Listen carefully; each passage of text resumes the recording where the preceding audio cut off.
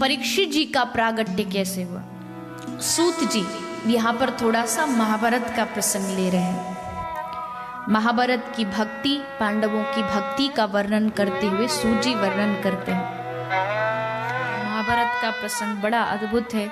मैं कई बार इस बात को कह चुकी हूँ कि महाभारत मुझे व्यक्तिगत रूप में बड़ी पसंद है। वो अलग विषय है, कुछ लोग कह देते हैं अरे घर में महाभारत नहीं रखनी चाहिए, घर में झगड़ा हो जाएगा।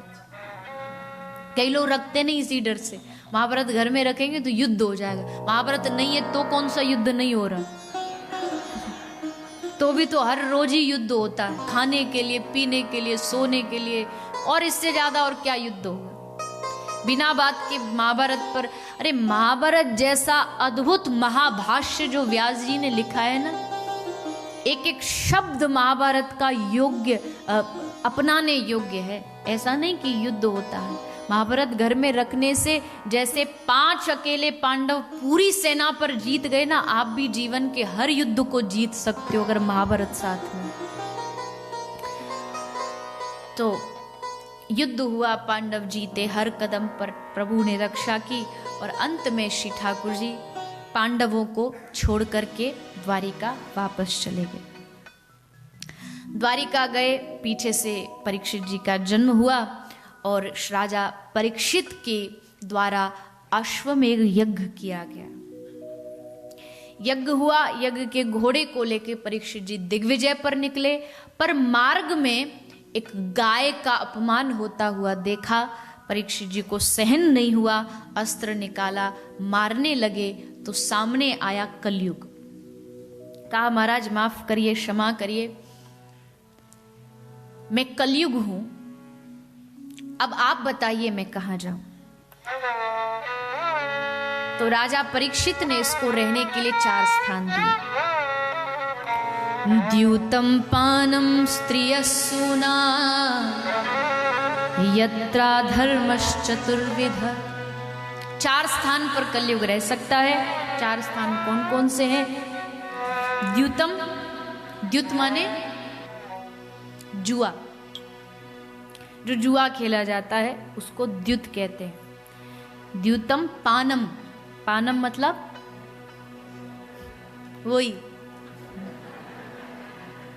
वही वाली है।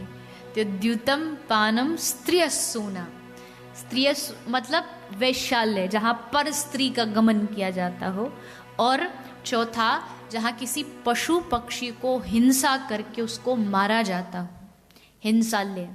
तो इन 4 स्थान पर कलयुग का निवास होता है। कलयुग ने फिर एक चीज मांगी, पुनश्च याचमानाय जात रूप मदात प्रभु। पुनः मांगा, प्रभु ये 4 तो हमको जम नहीं रहे, कोई अच्छा सा दे दो ना एक। तो जात रूप, जात रूप कहते हैं सोने को, सोने में निवास दिया। अनीति अधर्म का सोना, उसमें कलयुग का निवास होता है। इसलिए परीक्षित जी के माथे पर एक मुकुट है, उस मुकुट में ही बैठ गया कलयुग और राजा परीक्षित जी की बुद्धि को घुमा दिया। परीक्षित जी ने जाकर के, जो राजा संतों का इतना सम्मान करते थे, आज संत के गले में मरे हुए सर्प को डाल दिया। इसलिए राजा को श्राप लगा। शमीक ऋषि के पुत्र श्रृंगी ने श्राप दिया, इति लंघित मर्यादम दक्ष कहा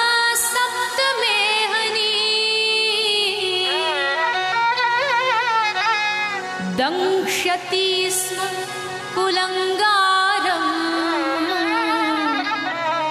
नोदितो में ततद्रुहम्। इति लंघित मर्यादम तक्षकः सप्तमेहनि। जिस राजा ने हमारे पिता के गले में मरे हुए सर्प को डाला है, उसे आज से ठीक 7वें दिन तक्षक नाग आकर के डसेगा। पर राजा परीक्षित घबराए नहीं, क्योंकि घबराने से मृत्यु भाग जाएगी ऐसा तो नहीं। क्या करूं कि मेरे 7 दिन सफल हो जाएं। संतों की शरण में गए, संतों से पूछा, महाराज अतः पृच्छामि संसिद्धिम योगिनाम परमम गुरुम पुरुषस्य यत् कार्यम म्रियमाणस्य सर्वथा। मरणासन आदमी को क्या करना चाहिए? तभी तत्राभवद भगवान व्यासपुत्रो, व्यास जी के पुत्र सुखदेव जी का आगमन हुआ और सुखदेव जी ने राजा परीक्षित को 7 दिनों तक यही कथा सुनाई, जिसको सुनने से मृत्यु का भय मन से दूर हो जाता। मन से सारे डर निकल जाते, मरेंगे मरेंगे। अरे मरेंगे, मरना नहीं है। मृत्यु मतलब ठाकुर जी के चरणों में लीन हो जाना। ये मृत्यु जो समझ जाएगा वही इस मृत्यु को उत्सव बना सकता है। तो सुखदेव जी ने परीक्षित को वही 7 दिनों तक श्रवण कराया।